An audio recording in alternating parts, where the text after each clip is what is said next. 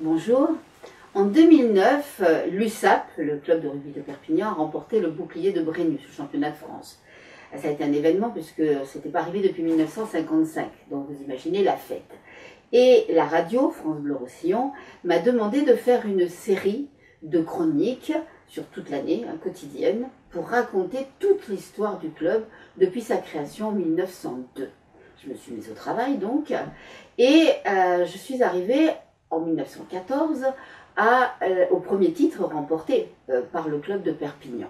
Et pas n'importe lequel. Le 3 mai 1914, c'était contre Tarbes à Toulouse.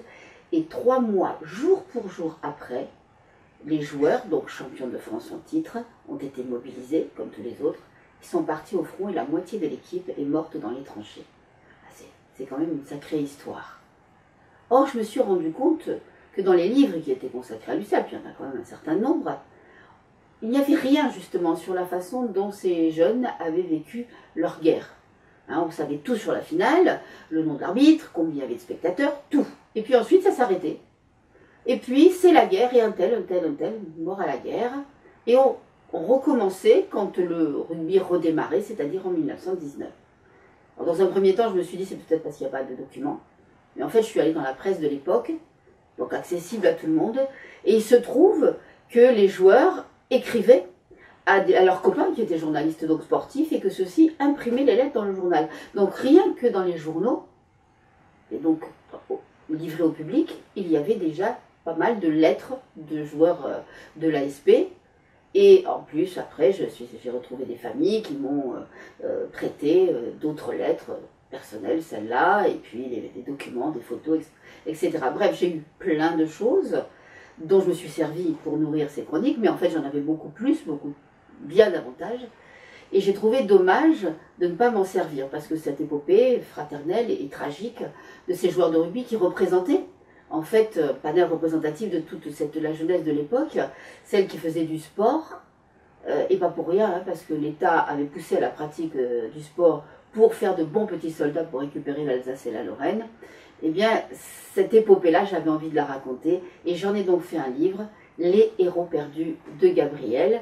Pourquoi Gabrielle? Parce que j'ai trouvé intéressant de raconter ça à travers les yeux d'une jeune fille, puisque je vous le rappelle, pendant la guerre, quand les hommes étaient au front, ce sont les femmes qui faisaient tourner le pays, et donc bien entendu Perpignan.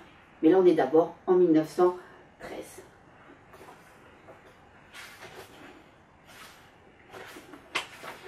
Un joueur en maillot blanc s'écroula derrière la ligne tracée à la craie, entre les touffes d'herbe rase, le ballon en cuir au bout de ses bras tendus. L'adversaire en bleu, qui avait tenté de le rattraper, plongea à son tour, mais trop tard. Il frappa la terre d'un poing rageur, tandis qu'une partie du public éclatait en hurrahs frénétiques. Gabriel, porté par l'enthousiasme général, sautillait sur place en battant des mains au grand amusement de l'oncle Yves. « Ça a l'air de te plaire, dis-moi » sourit-il sans cesser d'applaudir à tout rompre. Elle hocha vigoureusement la tête et pointa l'index vers le grand échalas au long visage émacié barré d'une splendide paire de moustaches qui se relevait, le ballon ovoïde serré contre son cœur. Une jeune fille de bonne famille et de bonne éducation ne devait pas montrer du doigt. Sa mère le lui rappelait régulièrement. Mais comment se faire comprendre dans un tel vacarme? Comment s'appelle-t-il? Yves se pencha à son oreille. L'ailier de l'ASP qui vient de marquer l'essai? Serre, Paul Serre. Gabriel rattrapa d'une main sa toque bordée de fourrure que les bonds désordonnés de son voisin, au comble du bonheur, faisaient dangereusement glisser et la remit prestement d'aplomb. On était en novembre, il faisait doux pour la saison, mais un frisqué vent d'ouest, le Canigounenc, ébouriffait ses boucles brunes. Pourquoi dit-on un essai? Articula-t-elle tandis que ses coéquipiers congratulèrent qu'un jeune homme, grand et mince, venait de délester du ballon. Yves se gratta le coin du sourcil. À l'origine, lorsque le football rugby a été inventé en Angleterre, aplatir le ballon dans l'en-but donnait juste le droit d'essayer de marquer un but en faisant passer le cuir d'un coup de pied entre les poteaux. Bon, c'est différent maintenant, l'essai vaut 3 points et sa transformation 2. Tiens, regarde, c'est ce que va tenter le jeune Giral. Gabriel opina en s'efforçant de graver ces informations dans son esprit. Ce jeu avait de ses subtilités. Oh, bien sûr, elle ne voyait pas bien à quoi cela lui servirait dans la vie, mais elle avait envie de comprendre, allez savoir pourquoi. Elle fixa son regard sur le jeune homme élancé qui, à genoux à terre, s'appliquait à faire tenir le ballon ovoïde sur la pointe. Gabrielle n'osait imaginer quelle serait la réaction de maître Léon Boé, notaire ayant pignon sur rue sur la place de Perpignan, s'il apprenait que sa fille unique passait ainsi son dimanche après-midi, cramponnée à une barrière de bois, à applaudir les galopades de jeunes hommes en culottes courtes comme des garnements. Ah, pour le coup, il ne se contenterait pas de lever les bras au ciel en prenant à témoin tous les saints du paradis comme il le faisait à chacune de ses admonestations à la table familiale. « Mais t'entends-tu, Gabrielle ?» se lamentait-il bruyamment. « Une jeune fille de bonne famille n'a pas à tenir de tels propos. D'ailleurs, elle ne doit même pas parler avant qu'on l'interroge. Cette manie que tu as d'avoir des avis sur tout. Et quels avis, grand Dieu! D'où tiens-tu toutes ces sornettes? C'est ce qu'on t'apprend à Notre-Dame de Bon Secours? C'était bien la peine de t'envoyer étudier dans la meilleure institution de la ville. Hein. Au lieu de vous faire monter des pièces de théâtre, ces demoiselles feraient mieux de vous enseigner la discrétion et la réserve. C'est ce qu'on attend d'une jeune fille en âge de se marier. Ça, c'était son leitmotiv, ça, son obsession. Caser son impertinente fille à un bon parti et passer la main. Plusieurs prétendants se sont déjà manifestés, mais je crains qu'ils ne soient plus aussi empressés après une conversation avec toi. Hein. Qui diable voudrait d'une épouse aussi raisonneuse et rebelle? Quand il en venait à invoquer le diable, immanquablement, son poing venait frapper la nappe, faisant s'entrechoquer les couverts et teinter les verres. Gabrielle, exaspérée, n'avait pas le temps d'ouvrir la bouche pour riposter que sa mère la faisait taire d'un doux regard de reproche, tout en posant une main apaisante sur le bras de son mari congestionné. Paulette Boé était l'image même de la discrétion que le notaire prônait avec tant de véhémence. Si sa passivité agaçait parfois Gabrielle, elle était bien obligée de reconnaître qu'elle avait le don de calmer les éruptions de son volcanique époux. Cependant, elle n'aurait rien pu faire s'il avait eu vent de l'escapade dominicale de leur fille. Dieu merci, tous les deux la croyaient au théâtre municipal. Cet après-midi, c'était la dernière de la revue annuelle. Chansons, humour et jeux de mots sur l'actualité perpignanaise de l'année écoulée, elle ne regrettait vraiment pas d'y échapper. Pourtant, elle aimait beaucoup aller au spectacle.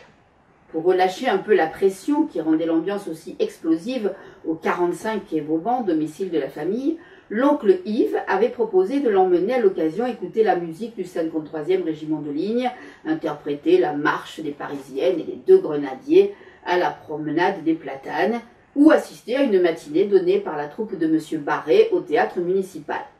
Les Boé y louaient une loge à l'année. Le jeune frère de Paulette faisait un chaperon des plus convenables, et maître Boé avait été trop heureux d'accepter. Gabrielle aussi. C'était pour elle un soulagement de sortir de cet appartement bourgeois qu'elle considérait souvent comme une prison dorée.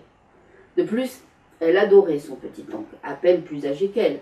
Elle l'avait toujours appelé ainsi, depuis le moment où elle avait appris à parler. Elle n'était encore qu'une poupée potelée, au visage de porcelaine auréolé d'un nuage de fines boucles blondes. C'était encore ses cheveux de bébé, mais sa mère les trouvait si beaux qu'elle n'avait pas eu le cœur de les couper. Il avait bien fallu pourtant. Quand Gabrielle avait 3 ans, sur les conseils pressants de l'artiste capillaire qui venait à la maison coiffer la femme du notaire. Il avait averti, la petite risquait de devenir chauve. Paulette avait donc sacrifié les belles boucles couleur de blé mûr de sa fille, et les cheveux de Gabrielle avaient repoussé couleur de châtaigne. La gamine n'avait pas compris ce qui lui était arrivé. Juchée sur un tabouret devant le miroir, elle avait pleuré toutes les larmes de son corps. Yves, qui à 8 ans faisait déjà figure de grand, s'était ingénié à la distraire. « Dis donc !» riait-elle en battant des mains tandis qu'il bourdonnait autour d'elle, les bras écartés comme s'il battait des ailes. Elle était sûre qu'un jour il finirait par s'envoler. Le ballon frappé par le jeune homme, qu'Yves appelait Giral, dessina dans le ciel bleu un peu délavé de cette mi-novembre une ellipse parfaite.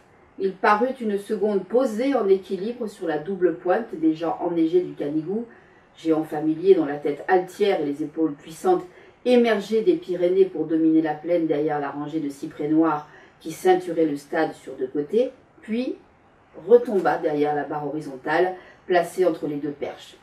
Un double hurrah secoua le stade. « Tu as vu la pureté de ce geste, Gabrielle ?» s'enthousiasma Yves. « Souviens-toi de ce que je te dis aujourd'hui, ce gosse ira loin. » Yves était d'autant plus chéri de sa sœur aînée, Madame Boé, née Respeau, qu'il était le vivant témoignage de l'amour indéfectible que se portaient leurs parents. Ce n'était pas l'usage dans leur milieu, où le mariage concrétisait plus une alliance entre deux familles que l'inclination entre deux êtres. Le couple Respeau étonné et Paulette en tirait une secrète fierté. Yves n'avait que 5 ans de plus que la fille de sa sœur, 2 ans de plus que son fils cadet Pierre et 1 an à peine de plus que Georges, l'aîné de la fratrie. Il était leur presque frère, se plaisait à dire Paulette. Mais ce n'était pas encore assez pour Gabriel, qui n'avait Dieu que pour son petit-oncle, le suivait partout et clamait qu'il était son plus que frère. Georges et Pierre, qui faisaient peu de cas de leurs pichouses de sœurs, pisseuses, voyez comme c'était aimable, ne s'en offusquaient pas, et d'autant moins à présent qu'ils avaient quitté le nid familial. Ils poursuivaient avec application leurs études et les ambitions de leur père. Georges, qui faisait son droit dans la capitale, serait un jour député, c'était sûr. Quant à Pierre, le cadet, qui venait d'entrer à Saint-Cyr, maître Boé le voyait déjà général. De grandes destinées qui rejetaient leur Benjamine dans l'ombre qui seyait aux femmes. Après tout, si cela ne gênait pas Yves qu'elle soit toujours collée à ses basques, eh ben ça ne le dérangeait pas du tout. Même s'il aimait beaucoup sa nièce, le jeune homme futur architecte avait une autre passion, le football rugby. Ce sport venu d'outre-Manche, qui passant par Le Havre et Paris, avait trouvé une terre d'élection dans le Midi. Yves y jouait régulièrement avec ses camarades étudiants en archi. Supporter de l'ASP, l'association sportive perpignanaise, le club moyen de la ville, il n'aurait pour rien au monde voulu rater le choc qui opposait cette dernière au SOP, le stade olympien perpignanais, le club rival. Il s'était arrangé pour que son amie Marthe prenne sa jeune nièce sous son aile et l'emmène à sa place au théâtre municipal. Mais, il y a 15 jours, Marthe, souffrante, s'était décommandée. Yves avait alors proposé à Gabriel d'aller découvrir ce nouveau sport qui se jouait sur un pré clôturé par une barrière de bois près de la route pleine d'ornières et de nids de poules qui menait de Perpignan à Thuir. Bon, ce genre d'empoignade virile qui voyait les jeunes gens trop âgés ou trop bien éduqués pour se livrer aux traditionnelles pédragades, c'est des batailles à coups de pierre qui se passaient entre les quartiers, se disputer un ballon sous prétexte de préparer la revanche contre les Prussiens n'avait rien pour séduire Gabrielle.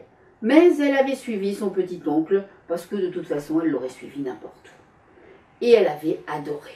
Elle l'avait tanné pour qu'il l'emmène encore voir le match suivant. Gabriel profita de ce que les deux équipes reprenaient leur place sur le terrain avant de remettre la balle en jeu pour jeter un coup d'œil autour d'elle. La partie avait attiré la grande foule.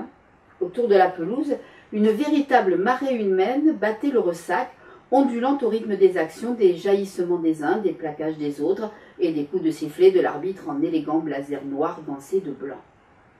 Les habitués commentaient les phases de jeu en interpellant les joueurs par leur prénom ou des sobriquets malicieux.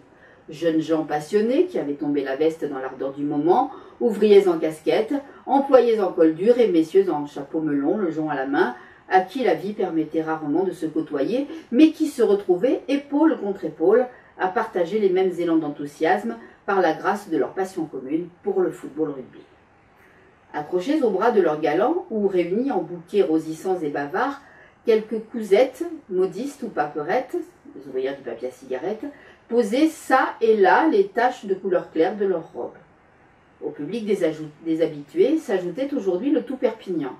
Pour les avoir croisés dans des réceptions où ses parents étaient conviés, Gabriel pouvait reconnaître au premier rang des bancs de bois qui s'étageaient dans la tribune le préfet Emery et madame, Capral, inspecteur d'académie, et l'uniforme galonné du colonel Arbaner, qui commandait le 53e d'infanterie à la citadelle. Sans oublier quelques élégantes venues exhiber les toilettes qu'elles s'étaient fait confectionner spécialement pour l'occasion. Les vestes avaient les épaules tombantes et les jupes étaient resserrées dans le bas, suivant la dernière mode qui faisait adopter aux femmes la ligne amphore. Une parade pour le moins étonnante en ces lieux. La confrontation sportive de l'après-midi était l'événement mondain qu'il ne fallait pas manquer, et toute la ville ne parlait que d'elle depuis une semaine. Il faut dire qu'elle mettait aux prises les deux principales équipes de Perpignan, qu'une rivalité fratricide opposait depuis la saison précédente. Monsieur Font, le propriétaire de la toute nouvelle salle de cinématographe du Castillet, avait même dépêché quelques techniciens qui s'activaient sur la touche autour d'une boîte en bois à manivelle montée sur un trépied pour filmer la rencontre. Depuis son arrivée en terre catalane à la fin des années 1880, le football rugby avait connu un succès immédiat parmi les jeunes gens du cru, avide d'exercice physique et de joutes aussi vigoureuses qu'amicales, si bien que les associations s'étaient multipliées. Dans la seule ville de Perpignan, Yves avait énuméré le Stade Roussillonnais, le Perpignan Sportif, le Football Club, le Rugby Club et même la pittoresque Colombe Sportive. Chaque quartier avait son équipe, mais les deux meilleures formations étaient sans conteste l'ASP, la plus ancienne, demi-finaliste du championnat de France la saison précédente, et le SOP, champion de France deuxième série au même moment. Bon, Gabrielle se perdait encore dans les dénominations et les compétitions, mais elle n'avait pas eu besoin de lumière de son petit oncle pour ressentir dès son entrée dans le stade l'antagonisme qui existait entre les deux équipes, les deux camps, pouvait-on dire. La tension était perceptible, même entre les supporters. L'ambiance voulait bon enfant, mais les piques aigres douces que s'envoyaient les fervents des bleus et des blancs de part et d'autre de la pelouse ne laissaient aucun doute sur les sentiments qui les animaient. Gabriel avait du mal à imaginer qu'on puisse prendre autant à cœur une partie de ballon, mais après tout, il arrivait que les batailles à coups de pierre entre gamins sur les glacis des fortifications fassent des blessés. Alors, comme le répétait Rosa, la vieille cuisinière des Boés, qui était comme une seconde mère pour elle, il fallait toujours que les hommes jouent les coqs. Actuellement, c'était les coqs blancs de l'ASP qui chantaient le plus fort. Un grand baraquet au torse d'athlète de foire et aux moustaches en guidon de vélocipède venait de marquer un nouvel essai et l'équipe chère à Yves menait à présent 8 points à 0.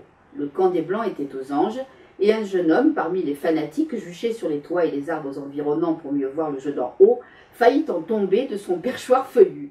Un cri jaillit des poitrines des spectateurs en dessous de lui, mais l'imprudent était sportif lui aussi, et il réussit à se rétablir d'un coup de rein sous les applaudissements.